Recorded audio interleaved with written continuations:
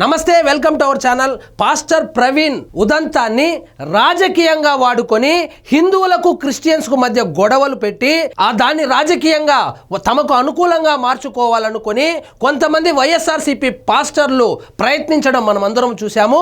వాళ్ళ ప్రయత్నాలు ఇప్పుడు విఫలమైంది. ఫైనల్ పోస్ట్ మార్టం రిపోర్ట్ అయితే వచ్చింది. పాస్టర్ ప్రవీణ్ది ఏమాత్రం హత్య కాదు. ఆయన సొంతంగా డ్రైవ్ చేసుకొని వచ్చి ఆల్కహాల్ యొక్క ఇన్ఫ్లుయెన్స్ తోనే సెల్ఫ్ యాక్సిడెంట్ జరిగింది. ఆయన ఇంటి దగ్గర బయలుదేరినప్పటి నుంచి సంఘటనా స్థలం వరకు 3 చోట్ల మాత్రమే ఆగాడు. ఎవ్వరితోనూ డైరెక్ట్ గా కలవలేదు. ఒక్క పెట్రోల్ బంకులు, మద్యం షాపులు తప్ప ఎక్కడా గానీ ఎవరితో గానీ కలవలేదు. ఇది ఖచ్చితంగా సెల్ఫ్ యాక్సిడెంట్ అనేసి పాస్టర్ ప్రవీణ్ యొక్క పోస్ట్ మార్టం రిపోర్ట్ అయితే వచ్చింది.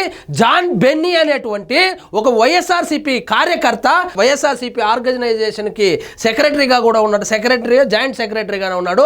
ఆయన్ని వాడుకొని బైబిల్ కాసేపు పక్కన పెడితే నరుకుతాం, మాకు నరకడము తెలుసు, బైబిల్ చదవడము తెలుసు అని చెప్పి రెచ్చగొట్టే వ్యాఖ్యలు చేయించినటువంటి జగన్మోహన్ రెడ్డి గారు ఇప్పుడు చూడండి పోస్ట్ మార్టం రిపోర్ట్ లో ఏమొచ్చిందంటే ఇది పూర్తిగా మద్యం మత్తులో జరిగినటువంటి ఒక యాక్సిడెంట్ తప్ప ఇందులో ఇది ఇన్సిడెంట్ కాదు. ఎవరు ఇతన్ని హత్య చేయలేదు, దీని వెనక ఎవరూ లేదు. ఆయన సొంత తప్పిదాల వల్ల జరిగిందే కానీ ఈయన అసలు ఎవరిని కలవలేదు. ఇంట్లో బయలుదేరి మందు తాక్కుంటూ పెట్రోల్ బంకుల్లో పెట్రోల్ పట్టుకుంటూ వచ్చాడు. ఈ ఘటనకు ముందు కూడా టోల్ గేట్ దగ్గర ఒకసారి యాక్సిడెంట్ అయింది. ఒకసారి యాక్సిడెంట్ అయితే అంబులెన్స్ లో అక్కడ ఉన్నటువంటి సిబ్బంది ఆయనకు చికిత్స కూడా చేశారు. చికిత్స చేసి మీరు ప్రయాణించడం మంచిది కాదు, రెస్ట్ తీసుకోమని చెప్తే కాసేపు రెస్ట్ తీసుకొని మళ్ళా మొదలు పెట్టి మళ్ళా మద్యం సేవించి ఆ సంఘటనా స్థలం వద్ద యాక్సిడెంట్ కు గురి కావడం జరిగింది. చూడండి పోలీసు వాళ్ళు ఏం చెప్తున్నారు.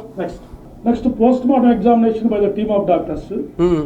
మీకు అందరికి తెలుసు పోస్ట్ మార్టం ఇది పోస్ట్ మార్టం కూడా ఒక టీమ్ ఆఫ్ డాక్టర్స్ తో చేసిందే కానీ ఒక డాక్టర్ ఇచ్చింది కాదు.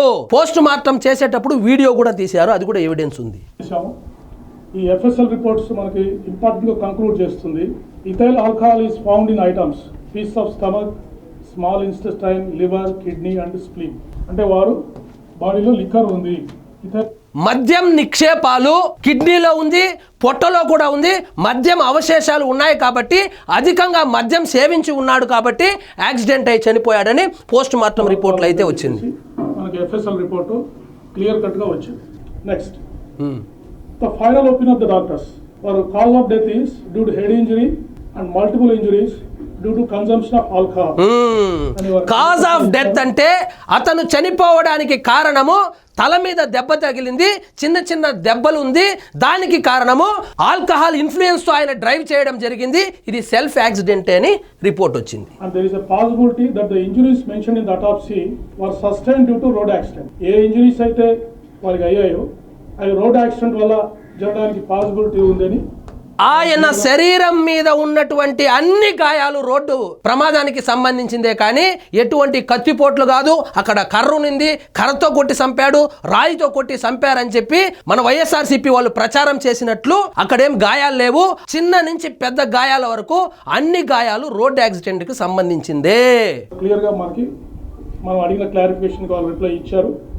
టైమ్ ఆఫ్ డెత్ కూడా 24 to 48 hours prior to the post mortem అని చెప్పేశారు. సో ఇంజరీస్ మీరు అబ్జర్వ్ చేసినట్టయితే వారికి రాపుడు గాయాలు ఉన్నాయి చేతుల మీద, ఈ ప్రాంతం ఈ చేతుల మీద కాళ్ళ మీద ఉన్నటువంటి గాయాలు మొదటి యాక్సిడెంట్ కి సంబంధించినది. తలకు సంబంధించినటువంటి గాయము అక్కడ చనిపోవడానికి ఏదైతే కారణమైందో ఆ సంఘటనకు సంబంధించినటువంటి గాయాలు.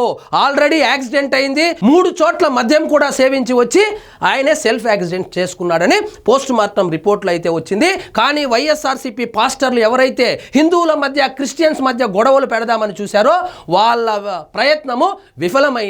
సో 100% ఇది road accident under influence of alcohol. ఇదండి ఈరోజు మన టాపిక్. మీకు ఈ వీడియో నచ్చినట్లయితే లైక్ చేయండి, షేర్ చేయండి, ఛానల్ మాత్రం సబ్స్క్రైబ్ చేసుకోవడం మర్చిపోవద్దు.